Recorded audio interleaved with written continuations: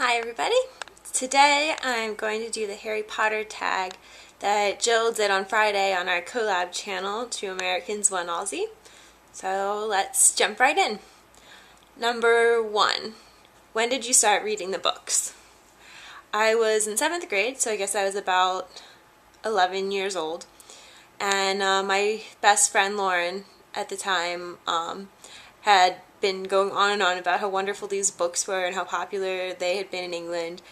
And I didn't really think much of it, but one day I was in the bookstore with my dad and I just saw it sitting above the counter when we went to check out, and I was just like, "Hey Dad, can I read this book? This is something that Lauren liked." And so we bought it, and pretty much from there it was love right away, and I have been reading it ever since. Number 2, what was your favorite book in the series? Is definitely for me Half-Blood Prince. And I think that's because we see so much character development in that book.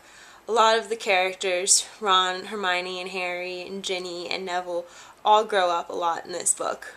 And we see more development of the romantic relationships as well as their maturity. And we also learn a lot more about Voldemort as a character, and I just really love that book for all the character development that is in it. Number 3, what is your least favorite book? My least favorite book is definitely Chamber of Secrets. I think the book was definitely necessary because it contains so much information that's important later on in the series, but reading it through the first time, you don't understand why any of it's important, and it just doesn't feel special the way the other ones do. But reading back on it now that I know the importance, I definitely like the book better than I did the first time I read it.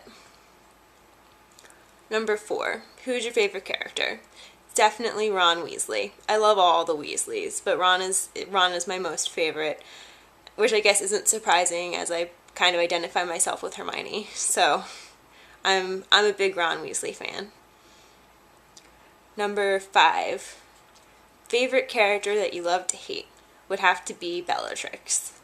Bellatrix is just the epitome of evil in my eyes, and she kills off some of, our favorite characters. Poor Neville's parents, she tortures into insanity, and she kills Sirius, and she's so obsessed with Voldemort that it's almost scary, and I think she's a great character to hate.